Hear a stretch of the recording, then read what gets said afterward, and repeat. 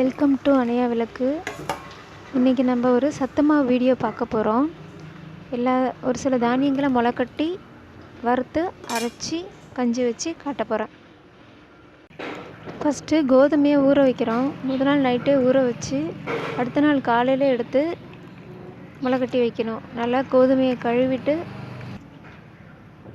ஊற வச்சுக்கோங்க. அடுத்தது எள்ளையும் அதே மாதிரி நல்லா கழுவிட்டு அரிச்சு மண்ணெல்லாம் எடுத்துட்டு க்ளீனான எள்ளை ஊற வச்சுக்கோங்க. அடுத்த நாள் காலையில் ஊறி இருக்கிற எள்ளை எடுத்து ஒரு துணியில் வச்சு கட்டி முளை கட்டுறதுக்கு நம்ம ரெடி பண்ண போகிறோம். ரெடி பண்ணிட்டோம்.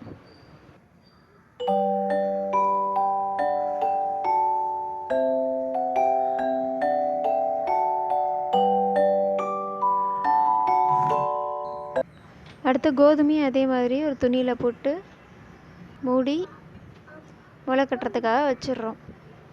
அப்பப்போ தண்ணி மட்டும் லைட்டாக தெளித்து விட்டுக்கிட்டு இருந்தால் போதும். நெக்ஸ்ட் டே மார்னிங் பார்க்கலாம்.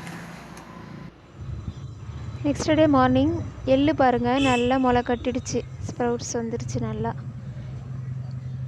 மெல்ல உள்ளே தள்ளி விட்டு அதை பார்த்தா நல்லா சூப்பராக முளை கட்டியிருக்கு பாருங்கள்.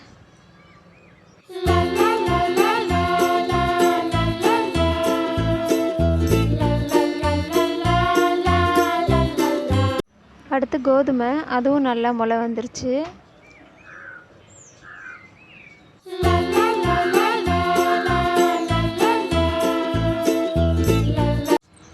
இப்போ எள்ளு கோதுமை ரெண்டையுமே முளை கட்டிடுச்சுல, அதை எடுத்து ஒரு துணியில் விரித்து போட்டு வெயிலில் உணர்த்தி காய வைங்க. இது நல்லா காஞ்சிரும். ஒரு நாள் காஞ்சாலே போதும். அதான் நல்ல வெயில் அடிச்சதுன்னா ஒரு நாள் காஞ்சாலே போதும்.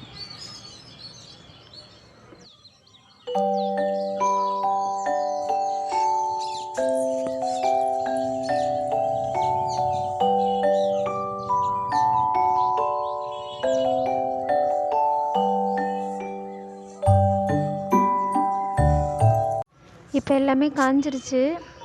ஒவ்வொன்றா நம்ம வறுத்துக்கலாம். ஃபஸ்ட்டு கோதுமையை போட்டு வறுத்துக்கிட்டு இருக்கிறோம். அது நல்லா படபடன்னு வெடிக்கும். வெடிக்குது பார்த்தீங்களா?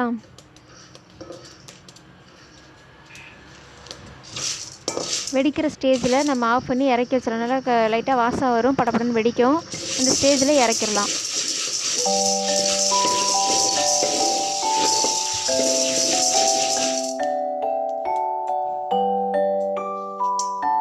அடுத்து எள்ளு போட்டு அதையும் நல்லா வறுக்கலாம். எள்ளு போட்டால் அது எப்படி படபடன்னு பொரியும் பாருங்கள். அது நல்லா பொரியும் சூப்பராக. அதுவும் நல்லா பொரியுது படபடன்னு.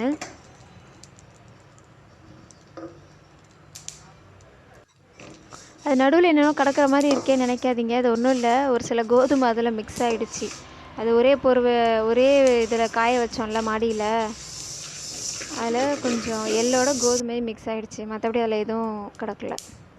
அடுத்து வேர்க்கடலையும் அதே அளவுக்கு எடுத்துக்கிறோம். எல்லாமே ஒவ்வொரு டம்ளர் மெஷர்மெண்ட்டு.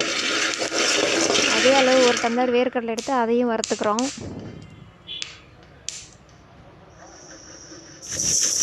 அடுத்து உளுந்தையும் அதேமாரி ஒரு டம்ளர் எடுத்து அதையும் வறுத்துக்கிறோம். இதெல்லாம் நம்ம ஊற வைக்கல, ஃப்ரெஷ்ஷாக எடுக்கிறோம்.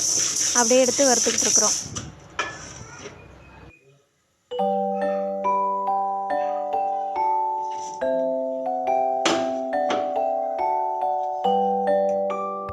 அவ்வளோதான், எல்லாத்தையும் வறுத்துட்டோம்.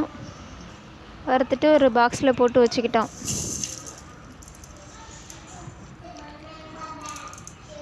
இதை இனிமேல் மிக்சியில் நம்ம லைட்டாக அரைச்சிக்கலாம், இல்லைன்னா மிஷினில் கொடுத்து கூட அரைச்சிக்கலாம். நான் மிக்சியிலே தான் அரைச்சிக்கிட்டேன். மிக்சியில் பெரிய ஜாரில் போட்டு கொஞ்சம் குறப்பாக அரைச்சி எடுத்து வச்சுக்கிட்டேன். கஞ்சி வைக்கிற நேரத்தில் இதுமாரி ஒரு சின்ன ஜாரில் போட்டு எவ்வளோ தேவையோ அவ்வளோ மட்டும் போட்டு தண்ணி ஊற்றி நல்லா இதுமாரி மைய அரைச்சிக்கிட்டேன். நல்லா பேஸ்ட் மாதிரி அரைஞ்சிருச்சு பாருங்கள்.